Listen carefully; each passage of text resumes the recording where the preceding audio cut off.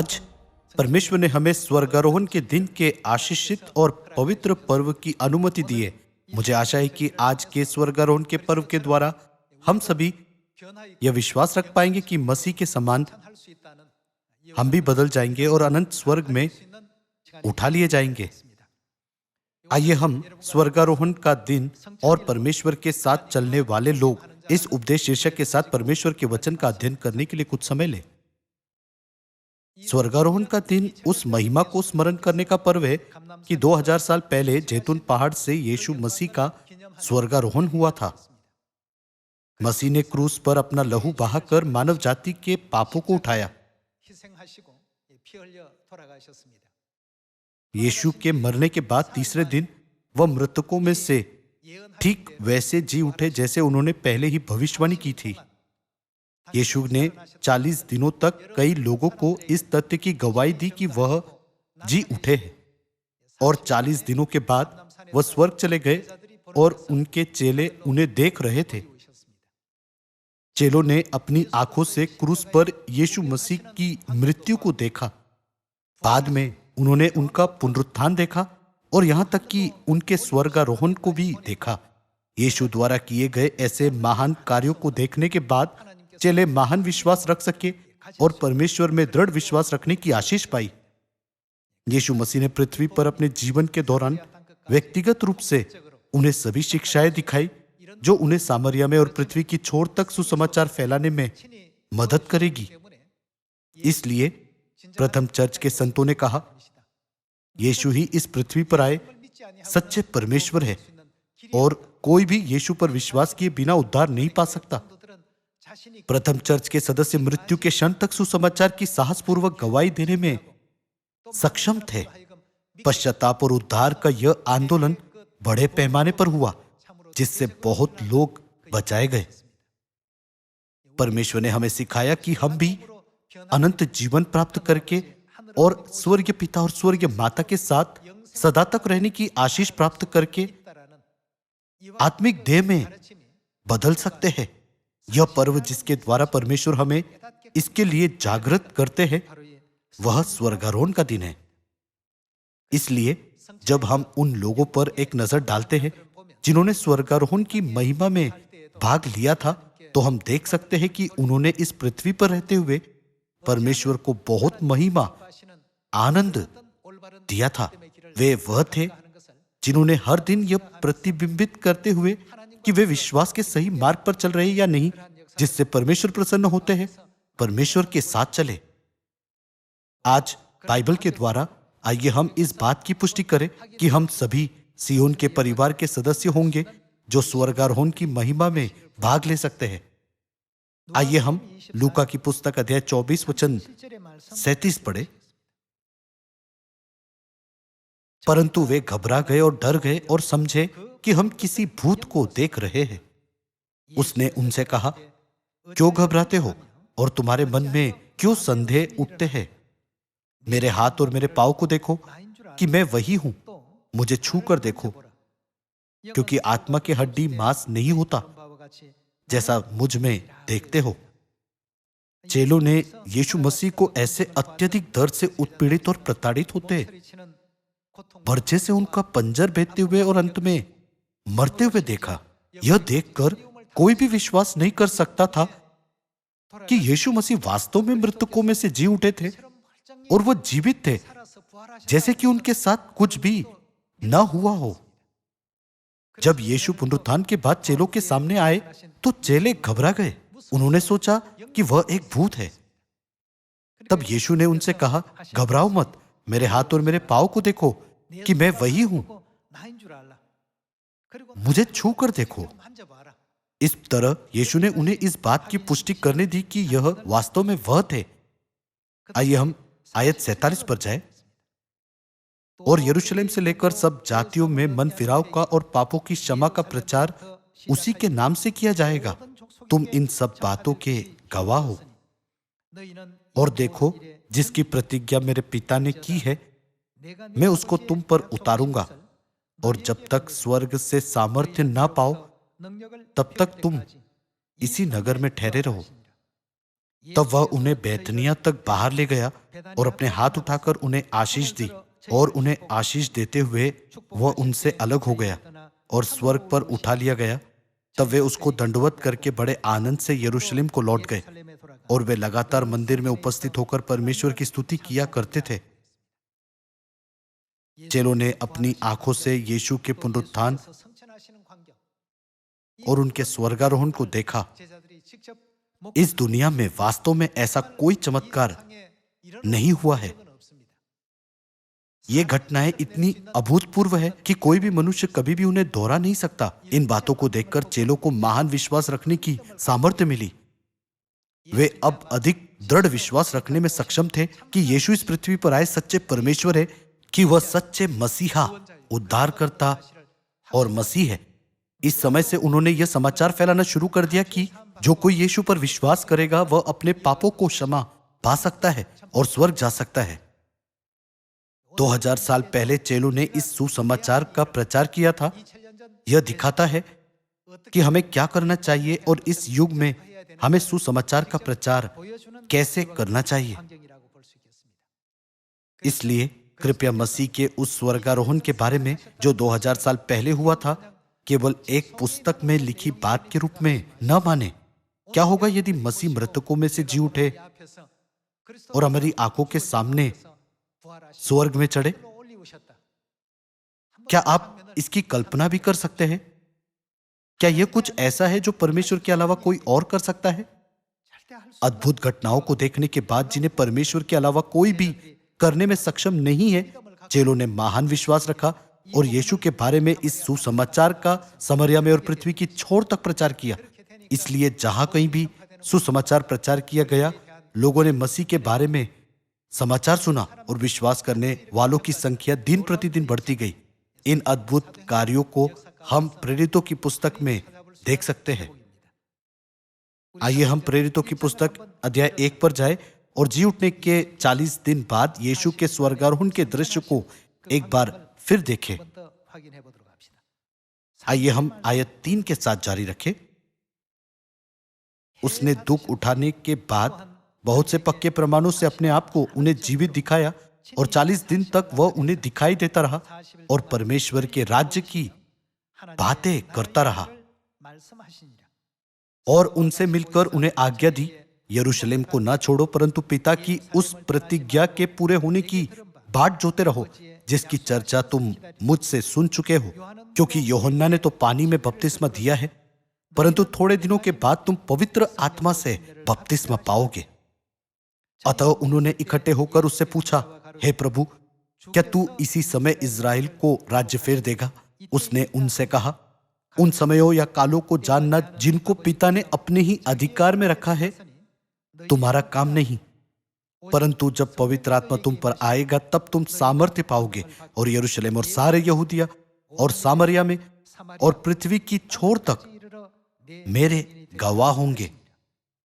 यह कहकर वह उनके देखते देखते ऊपर उठा लिया गया। क्या ऊपर उठा लिए जाने का मतलब यह नहीं है कि वह स्वर्ग में चढ़ गए? वह उनके देखते देखते ऊपर उठा लिया गया और बादल ने उसे उनकी आंखों से छिपा लिया। उसके जाते समय जब वे आकाश की ओर ताक रहे थे तो देखो, 2 पुरुष श्वेत वस्त्र पहने हुए उनके पास आ खड़े हुए और उनसे कहा, हे गलीली पुरुषों, तुम क्यों खड़े आकाश की ओर देख रहे हो? यही यीशु जो तुम्हारे पास से स्वर्ग पर उठा लिया गया है, जिस रीति से तुमने उसे स्वर्ग को जाते देखा है उसी रीति से वह फिर आएगा। तब वे जैतून नामक पहाड़ से जो यरूशलेम के निकट एक सबत के दिन की दूरी पर है, यरूशलेम को लौटे। यह देखने के बाद चेलों को बहुत खुशी हुई। वे मरकुस के ऊपरी कमरे में एक साथ इकट्ठा हुए और 10 दिनों तक उत्सुकता से प्रार्थना की। एक बार जब उन्हें पहली वर्षा का पवित्र आत्मा मिला तो उस दिन से शक्तिशाली रूप से परमेश्वर के सुसमाचार के द्वार खुल गए। पहली वर्षा का पवित्र आत्मा प्राप्त करने के बाद उन्होंने यह कहते हुए विश्वास के साथ कई लोगों को प्रचार करना शुरू किया। क्या आपको नहीं लगता कि आपको भी विश्वास करके स्वर्ग जाना चाहिए? ऐसा नहीं था कि उन्होंने प्रचार के लिए किसी प्रकार की मानकीकृत योजना या प्रणाली बनाई। क्योंकि उन्होंने व्यक्तिगत रूप से मसीह के सभी कार्यों को देखा, तो उन्होंने बहुत से लोगों को बताना शुरू किया कि जो कोई यीशु मसीह पर विश्वास करता है उसका मसीह की तरह परिवर्तन और पुनरुत्थान हो सकता है और वह स्वर्ग के अनंत राज्य में जा सकता है। इसलिए प्रेरितों अध्याय 2 में लिखा गया है कि चेलों को पेंतिकुस पर पहली वर्षा का पवित्र आत्मा मिलने के बाद चेलों की संख्या प्रतिदिन बढ़ती गई। क्योंकि उन्होंने विश्वास के साथ प्रचार किया, तो जहां कहीं यीशु का प्रचार किया गया वहां हर दिन 3000 और यहां तक कि 5000 पवित्र आत्मा के सुंदर फल उत्पन्न हुए। यह पूरी तरह से मसीह की शिक्षाओं का प्रचार करने का अवसर बन गया कि जो कोई यीशु मसीह पर विश्वास करता है वह स्वर्ग जा सकता है। फिर स्वर्गारोहण से संबंधित मामलों के बारे में कुछ ऐसा है जिसके बारे में हम सभी को सोचने की जरूरत है। कुछ और भी लोग हैं जो स्वर्ग में चढ़े। वे हनोक और एलिया है। आइए हम इब्रानियों 11 में जाकर इस बात की पुष्टि करें कि हनोक स्वर्ग में कैसे चढ़ सका। आइए हम अध्याय 11 वचन 5 पढ़े। विश्वास ही से हनोक उठा लिया गया कि मृत्यु को ना देखे और उसका पता नहीं मिला, क्योंकि परमेश्वर ने उसे उठा लिया था। और उसके उठाए जाने से पहले उसकी यह गवाही दी गई थी कि उसने परमेश्वर को प्रसन्न किया। उसने क्या किया कि वह स्वर्ग में चढ़ने में सक्षम हो सका? यह लिखा है, उसके उठाए जाने से पहले उसकी यह गवाही दी गई थी कि उसने परमेश्वर को प्रसन्न किया है। क्या हम यह नहीं देख सकते कि उसने हमेशा परमेश्वर को प्रसन्न किया और जीवन भर उनकी महिमा की? महत्वपूर्ण बात केवल यह जानना नहीं है कि हम स्वर्ग पर चढ़ सकते हैं, बल्कि उसके जैसा बनने में सक्षम होना है और स्वर्गारोहण की महिमा में भाग लेना है।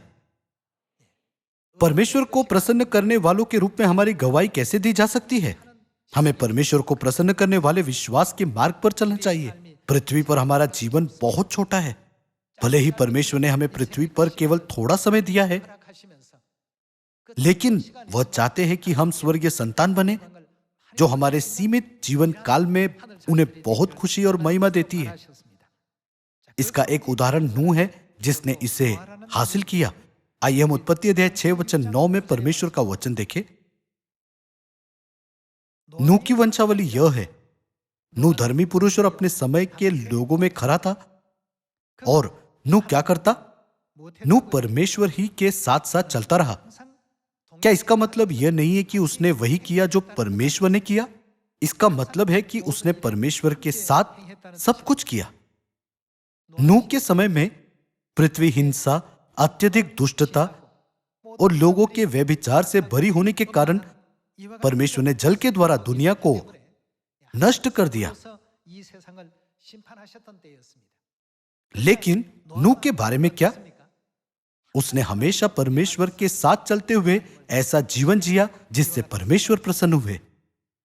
परमेश्वर ने नूह के बारे में कहा, नूह धर्मी पुरुष और अपने समय के लोगों में खरा था।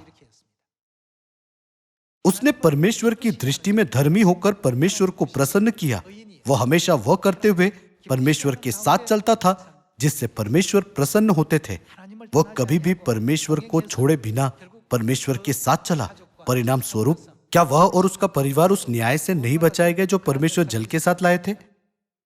आइए हम दूसरा राजाओं की पुस्तक 2 में एलिया के कार्य के बारे में अध्ययन करें। आइए हम 2 अध्याय वचन 1 पढ़े। जब यहोवा एलिया को बवंडर के द्वारा स्वर्ग में उठा लेने को था, तब एलिया और एलीशा दोनों संग संग गिलगाल से चले। आइए हम आयत 9 के साथ जारी रखें। उनके पार पहुंचने पर एलिया ने एलीशा से कहा, इससे पहले कि मैं तेरे पास से उठा लिया जाऊं, जो कुछ तू चाहे कि मैं तेरे लिए करूं वह मांग। एलीशा ने कहा, तुझ में जो आत्मा है उसका दूना भाग मुझे मिल जाए। एलिया ने कहा, तूने कठिन बात मांगी है, तो भी यदि तू मुझे उठा लिए जाने के बाद देखने पाए तो तेरे लिए ऐसा ही होगा, नहीं तो न होगा। वे चलते चलते बातें कर रहे थे कि अचानक एक अग्निमय रथ और अग्निमय घोड़ों ने उनको अलग अलग किया। और क्या हुआ? एलिया बवंडर में होकर स्वर्ग पर चढ़ गया। यह वह दृश्य है जहां एलिया बवंडर में होकर स्वर्ग पर चढ़ गया। परमेश्वर हमेशा एलिया के साथ रहे। क्या वह एलिया नहीं था जिसने 850 झूठे नबियों का सामना किया था? बाइबल में लिखा गया है कि कैसे उसने सभी झूठे नबियों को हराया और उन्हें नष्ट कर दिया। उसने एक ऐसा जीवन जिया जिसने हमेशा परमेश्वर को प्रसन्न किया। उस समय राजा आहाब और इजेबेल ने बाल और विभिन्न अन्य मूर्तियों की पूजा की थी। एलिया ने हमेशा उनके दुराचार के बारे में उनसे कहा, तुम जो कर रहे हो वो गलत है, तुमको अपने बुरे मार्गों से फिरने की जरूरत है। एलिया ने राजा आहाब और रानी इजेबेल के सभी गलत कामों को बताते हुए उनसे आग्रह किया कि वे अपने मार्गों को बदले। बाइबल हमें सिखाती है कि इस युग में भी जब हम परमेश्वर को प्रसन्न करते हुए उनके साथ चलते हैं तो हम ठीक एलिया के समान स्वर्ग में चढ़ सकते हैं और उन लोगों की महिमा में शामिल हो सकते हैं जो हनोक की तरह ऊपर उठा लिए गए थे। सभी लोगों, इस युग में हमें हमेशा परमेश्वर की सेवा करनी चाहिए और जीवन भर उन्हें प्रसन्न करते हुए उनके साथ चलना चाहिए। बाइबल हमें सिखाती है कि एलिया हमेशा अपने जीवन काल में परमेश्वर के साथ चलता था। हनोक भी हमेशा परमेश्वर के साथ चलता था और अपने जीवन के सभी दिनों में उन्हें प्रसन्न किया। आइए अब हम मलाकी की पुस्तक अध्याय 3 खोलें। यहां हम उस दृश्य को देख सकते हैं जहां परमेश्वर हमें यह रहस्य सिखाते हैं कि हम इस युग में परमेश्वर के साथ कैसे चल सकते हैं। आइए हम 3 अध्याय वचन 7 पढ़ते हुए इसे जारी रखें। अपने पुरखाओं के दिनों से तुम लोग मेरी विधियों से हटते आए हो और उनका पालन नहीं करते। दानियल अध्याय 9 में परमेश्वर की विधियों से हटने और उनकी आज्ञाओं को न मानने के कार्य को बलवा कहा गया है। आत्मिक दृष्टिकोण से परमेश्वर की विधियों को न मानने का कार्य बलवा करना है। दूसरे शब्दों में यह उस व्यक्ति के समान है जो राजा द्वारा जारी की गई शाही आज्ञा का पालन करने से इनकार करता है और मना करता है। परिणाम स्वरूप जो कोई ऐसा कुछ करता है उसे बलवा करने वाले का आरोप लगाया जाएगा। दानियल में परमेश्वर की आज्ञाओं का पालन न करने वाले लोगों का इस तरह वर्णन किया गया है, हमने बलवा किया है और परमेश्वर की आज्ञाओं और नियमों को तोड़ दिया है।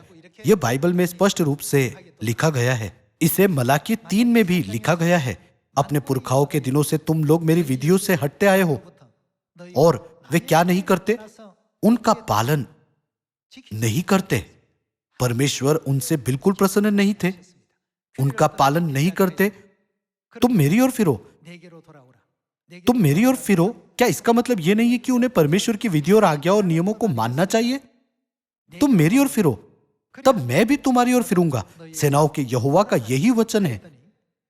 परंतु तुम पूछते हो, हम किस बात में फिरे? हम कैसे फिर सकते हैं? परमेश्वर को प्रसन्न करने और उनके साथ चलने के लिए हमें क्या करने की जरूरत है? हमें सिखाओ कि परमेश्वर के साथ कैसे चलना है। हमें वह मार्ग सिखाओ कि हम परमेश्वर को कैसे प्रसन्न कर सकते हैं और कैसे उनकी महिमा कर सकते हैं। इस बात का उल्लेख बाइबल में मलाकी की पुस्तक 3 में किया गया है। आयत 8, क्या मनुष्य परमेश्वर को धोखा दे सकता है? पर देखो, तुम मुझको धोखा देते हो और तो भी पूछते हो, हमने किस बात में तुझे लूटा है? दशवांश और उठाने की भेंटों में तुम पर क्या पड़ा है? भारी शाप पड़ा है, क्योंकि तुम मुझे लूटते हो, वरन सारी जाति ऐसा करती है। सभी लोगों, जैसा कि उल्लेख किया गया है, चाहे वह सबत हो या फसह या परमेश्वर का कोई भी पर्व हो, परमेश्वर की विधियों से फिर जाना परमेश्वर के विरुद्ध आत्मिक बलवा करने का कार्य है। यह एक शिक्षा है जिसे हमें हमेशा अपने हृदयों पर उत्कीर्ण करना चाहिए। जब हम इस संसार की प्रणाली के अनुसार परमेश्वर के पद पर विचार करें, क्या वह राजाओं के राजा नहीं है? राजा की आज्ञा को अस्वीकार करना बलवा करना है। स्वर्गारोहण का दिन संसार के लोगों के लिए सिर्फ एक सामान्य दिन है। स्वर्ग के लोगों के लिए क्या यह परमेश्वर का बहुत महत्वपूर्ण पर्व नहीं है? परमेश्वर अपने पर्व के द्वारा उन लोगों के बीच अंतर करते हैं और उन्हें अलग करते हैं जो परमेश्वर की संतान है और जो परमेश्वर की संतान नहीं है। जैसे हनोक का स्वर्गारोहण हुआ, एलिया का स्वर्गारोहण हुआ और यीशु मसीह का स्वर्गारोहण हुआ। वैसे परमेश्वर ने स्वर्ग की संतानों को क्या मनाने के लिए कहा ताकि वे भी स्वर्गारोहण की महिमा में भाग ले सके? परमेश्वर ने कहा, मेरी विधियों को मानो और मेरी ओर फिरो। अपने पुरखाओं के दिनों से तुम लोग मेरी विधियों से हटते आए हो और उनका पालन नहीं करते, लेकिन अब से तुम्हें मेरी विधियों को मानना चाहिए, मेरी आज्ञाओं का पालन करना चाहिए और मेरे नियमों को मानना चाहिए।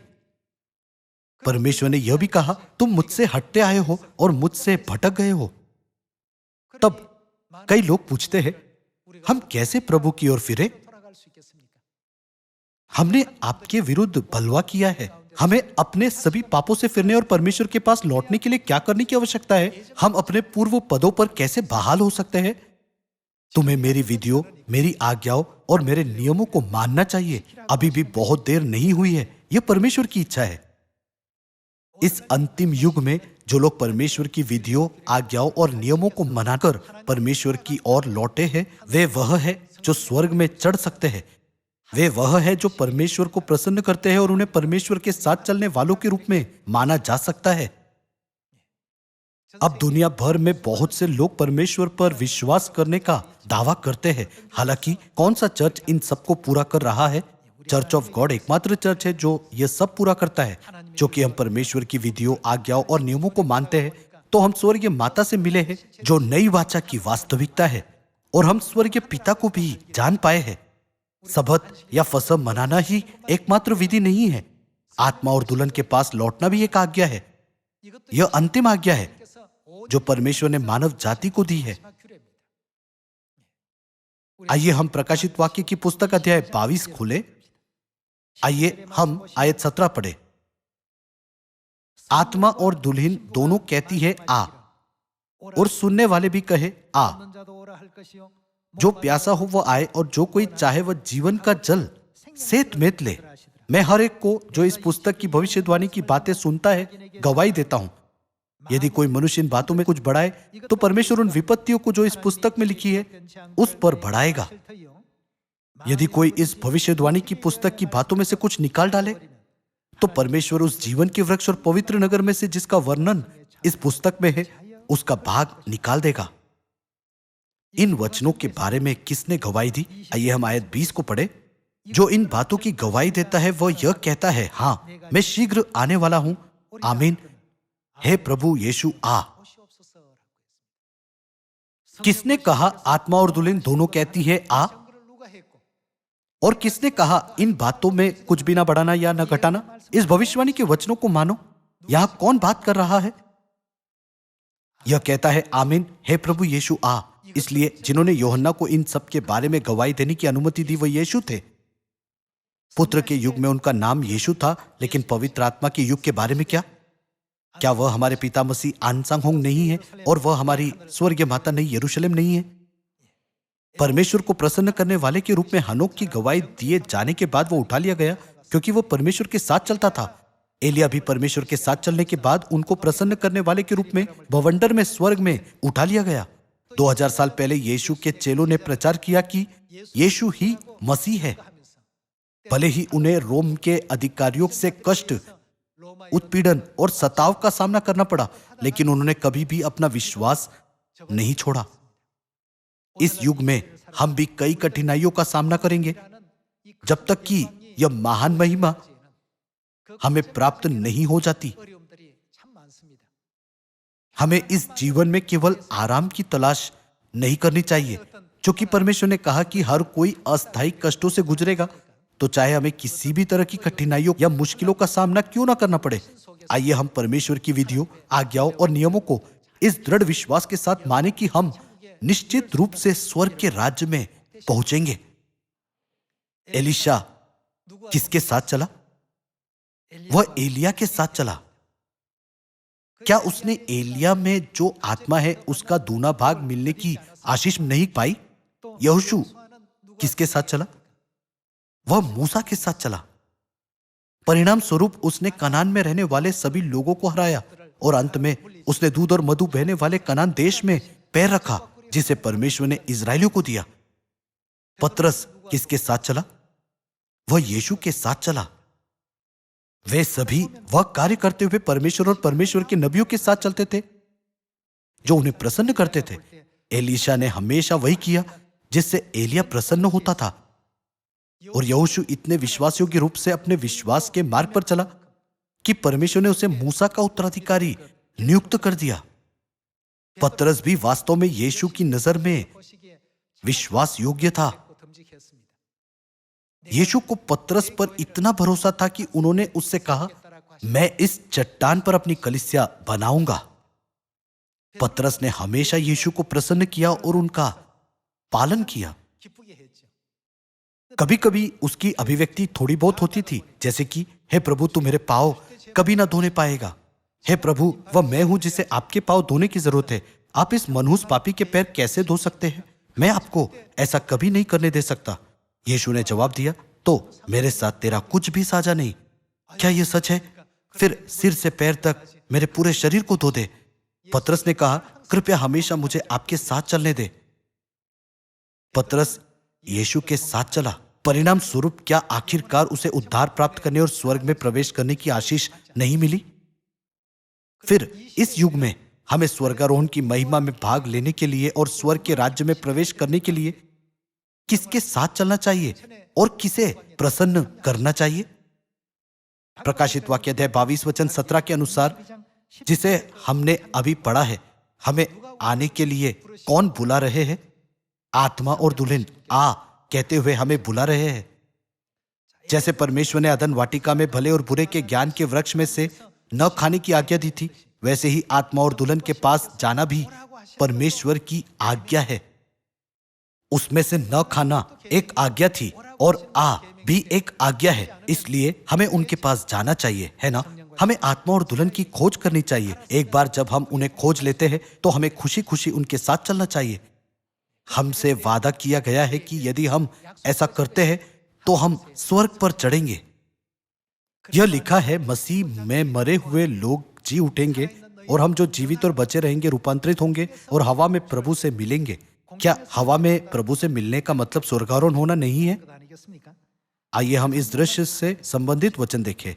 आइए हम पहला थिस्सलुनीकियों की पुस्तक अध्याय 4 वचन 14 पढ़े। क्योंकि यदि हम विश्वास करते हैं कि यीशु मरा और जी भी उठा, तो वैसे ही परमेश्वर उन्हें भी जो यीशु में सो गए हैं उसी के साथ ले आएगा। क्योंकि हम प्रभु के वचन के अनुसार तुमसे यह कहते हैं कि हम जो जीवित हैं और प्रभु के आने तक बचे रहेंगे, सोए हुओं से कभी आगे न बढ़ेंगे। क्योंकि प्रभु आप ही स्वर्ग से उतरेगा, उस समय ललकार और प्रधान दूत का शब्द सुनाई देगा और परमेश्वर की तुरही फूकी जाएगी और जो मसीह में मरे वे पहले जी उठेंगे। तब हम जो जीवित और बचे रहेंगे क्या होगा? उनके साथ बादलों पर उठा लिए जाएंगे कि हवा में प्रभु से मिले और इस रीति से हम सदा प्रभु के साथ रहेंगे। इस प्रकार इन बातों से एक दूसरे को शांति दिया करो। सभी लोगों, जो लोग पिता के युग में परमेश्वर यहोवा के साथ चलते थे, उन्हें स्वर्गारोहण की महिमा प्राप्त हुई थी, और जो लोग पुत्र के युग में यीशु मसीह के साथ चलते थे, उन्हें स्वर्गारोहण की महिमा दी गई। फिर हमें इस पवित्र आत्मा के युग में किसके साथ चलना चाहिए? मुझे आशा है कि हम सभी आत्मा और दुल्हन के साथ चलकर और परमेश्वर को प्रसन्न करके स्वर्ग के राज्य की महिमा प्राप्त कर सकेंगे। भाइयों और बहनों, हम इस युग में जी रहे हैं जब आत्मा और दुल्हन सभी मानव जाति को बुला रहे हैं। इस युग में हमें उस उदाहरण का पालन करना चाहिए जो पिता ने हमारे सामने रखा है। पिता ने क्या कहा कि वह किसका पालन करते हैं? पिता ने कहा, मैं माता का पालन करता हूं। हम सियोन की सभी संतान माता के साथ चल रहे हैं। माता के साथ खुशी से चलते हुए हम सियोन की संतानों को स्वर्गीय माता के साथ हवा में पिता से मिलना चाहिए। आइए हम सब स्वर्ग में सदा के लिए अनंत जीवन और परमेश्वर की आशीषों का आनंद उठाए। इसके द्वारा मैं आज के उपदेश को समाप्त करना चाहूंगा। आपका बहुत बहुत धन्यवाद।